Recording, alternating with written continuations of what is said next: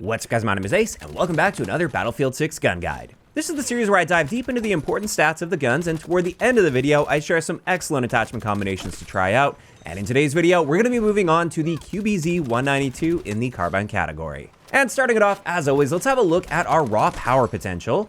And our rate of fire is 771 rounds per minute, and this gun is going to be a 4 to 7 shot kill depending on the range. What this means for our time to kill potential is up close with that 4-shot kill. We're killing slightly slower than average for a carbine, but this is still a very respectable time to kill at 233 milliseconds. And as you start stretching the ranges out, our time to kill relative to the average actually gets a little bit better over time, to the point where we've got a better than average time to kill beyond 37.5 meters. As for headshots, by default up close, they're not very good since you have to hit literally every bullet to the head to cut it down to a 3-shot kill. However, in the second 2 damage ranges, even without any special ammo, you only need to mix 2 headshots in with body shots in order to reduce the number of shots to kill. So it's really not bad within those ranges, even without special ammo. And interestingly, this is one of the few carbines in the game that has access to the synthetic tip ammo, meaning in those second 2 damage ranges, you only need to mix 1 headshot in with body shots to reduce the number of shots to kill, which is very impressive. You don't see that too often with many of the guns in this game. Next up, let's have a look at our damage ranges, and we do have these standard damage range drop-off points that apply to all of the carbines aside from the M277. So quite a short range on that maximum damage range, and a very long 6-shot kill range window for the body shots since it applies to the 3rd and 4th damage ranges. So from around 21.5 meters up to 75 meters, it's going to be a 6-shot kill. Then taking a look at our muzzle velocity value, we actually have the second best muzzle velocity in the carbine category at 644 meters per second. So that's a nice upside to using the QBZ at longer ranges, especially against moving targets. As for hip fire, this is just standard for the carbine category, and that means hip firing's not bad at all, especially if you build specifically for hip firing. And now let's have a look at recoil. And while this isn't the most accurate carbine out there, that of course is going to be the AK-205, and it does also fall a little bit short of the SOAR 300 SC. But even with that in mind, this gun is very accurate in my experience, quite easy to control. It does take a while for that spread to really start to take place, and it's just a very consistent and predictable recoil pattern. And as a result, I've actually found a lot of success accuracy-wise with this gun. I feel quite confident stretching my ranges out, and I definitely consider this to be a solid strength of the QBZ. Now, after that, taking a look at our handling stats, across the board, we're pretty much just standard here. We've got a regular magazine capacity at 30 rounds. It does technically have the slowest reload time, but only by a very small amount in the carbine category at 2.57 seconds. I really wouldn't consider that to be like an outlier or anything. It's just very slightly slower than the rest. So really nothing too out of the ordinary here when it comes to this gun's handling.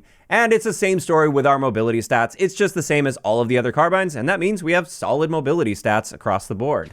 And that wraps it up for all of the important multiplayer stats. Next, let's have a quick look at REDSEC. Against 2 armor plates, this gun is going to be an 8 to 13 shot kill, depending on your range. And that gives us a time to kill potential of 545 milliseconds up close and 934 milliseconds at a distance.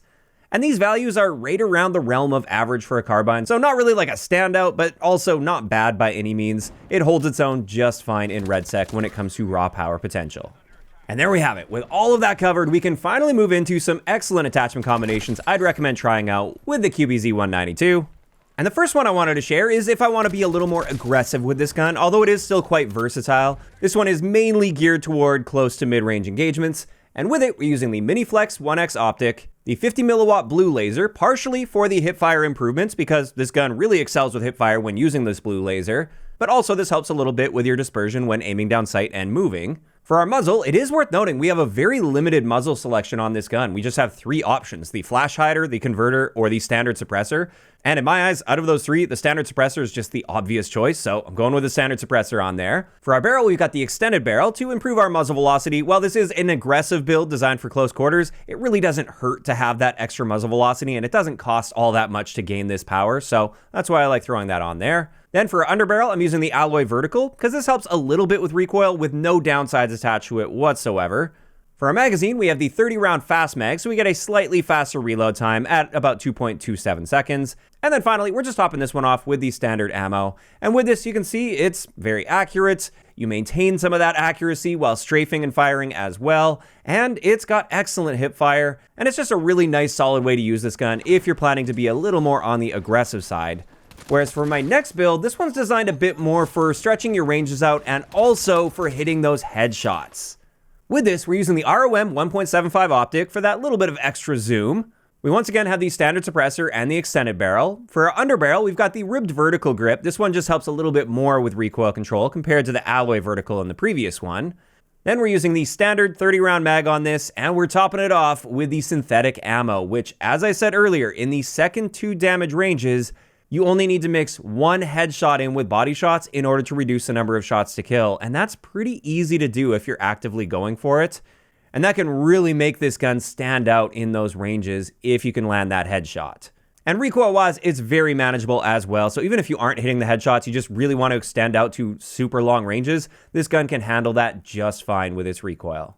And there we go. That's going to wrap it up for today's gun guide on the QBZ-192. And when it comes to my thoughts on this gun, this is yet another one of those guns that's been flying under the radar for me. It's just taken me a while to get to it because it takes so long to level up other guns, and I've been trying to work through different categories.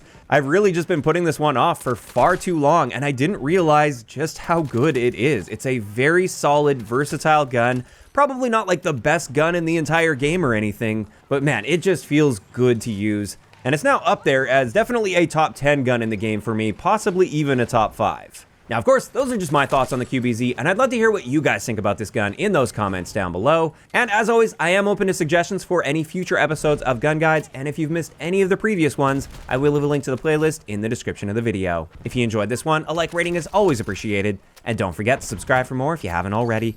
I'll talk to you guys next time.